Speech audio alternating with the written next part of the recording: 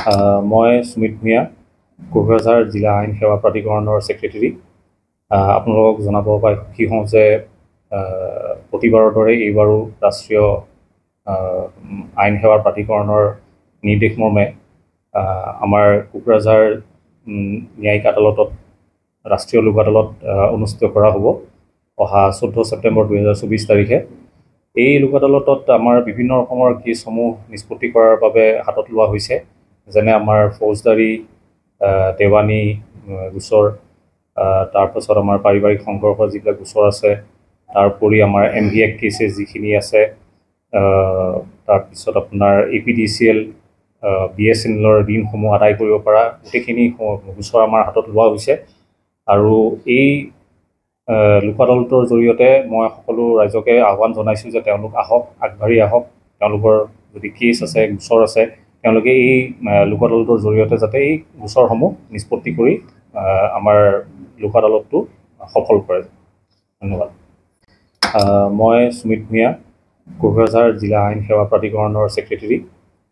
আপোনালোকক জনাব পাই সুখী হওঁ যে প্ৰতিবাৰৰ দৰে এইবাৰো ৰাষ্ট্ৰীয় আইন সেৱা প্ৰাধিকৰণৰ নিৰ্দেশ মৰ্মে আমাৰ কোকৰাঝাৰ ন্যায়িক আদালতত ৰাষ্ট্ৰীয় লোক আদালত অনুষ্ঠিত কৰা হ'ব অহা 14 ছেপ্টেম্বৰ 2024 তাৰিখে। এই লোক আদালতত আমাৰ বিভিন্ন ৰকমৰ কেছসমূহ নিষ্পত্তি কৰাৰ বাবে হাতত লোৱা হৈছে, যেনে আমাৰ ফৌজদাৰী দেৱানী গোচৰ, তাৰপাছত আমাৰ পাৰিবাৰিক সংঘৰ্ষৰ যিবিলাক গোচৰ আছে, তাৰোপৰি আমাৰ MVAC কেছেছ যিখিনি আছে, তাৰপিছত আপোনাৰ APDCL BSNLৰ ঋণসমূহ আদায় কৰিব পৰা গোটেইখিনি গোচৰ আমাৰ হাতত লোৱা হৈছে। আৰু এই লোক আদালতৰ জৰিয়তে মই সকলো ৰাইজকে আহ্বান জনাইছোঁ যে তেওঁলোক আহক, আগবাঢ়ি আহক। তেওঁলোকৰ যদি কেছ আছে, গোচৰ আছে, তেওঁলোকে এই লোক আদালতৰ জৰিয়তে যাতে এই গোচৰসমূহ নিষ্পত্তি কৰি আমাৰ লোক আদালতটো সফল কৰে। ধন্যবাদ।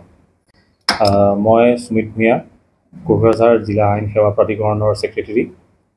আপোনালোকক জনাব পাই সুখী হওঁ যে প্ৰতিবাৰৰ দৰে এইবাৰো ৰাষ্ট্ৰীয় আইন সেৱা প্ৰাধিকৰণৰ নিৰ্দেশ মৰ্মে আমাৰ কোকৰাঝাৰ ন্যায়িক আদালতত ৰাষ্ট্ৰীয় লোক আদালত অনুষ্ঠিত কৰা হ'ব অহা 14 ছেপ্টেম্বৰ 2024 তাৰিখে।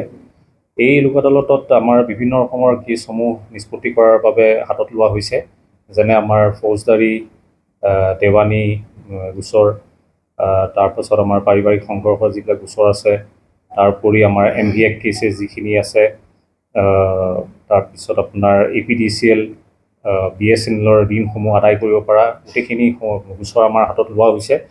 আৰু এই লোক আদালতৰ জৰিয়তে মই সকলো ৰাইজকে আহ্বান জনাইছোঁ যে তেওঁলোক আহক, আগবাঢ়ি আহক। তেওঁলোকৰ যদি কেছ আছে, গোচৰ আছে, তেওঁলোকে এই লোক আদালতৰ জৰিয়তে যাতে এই গোচৰসমূহ নিষ্পত্তি কৰি আমাৰ লোক আদালতটো সফল কৰে। ধন্যবাদ।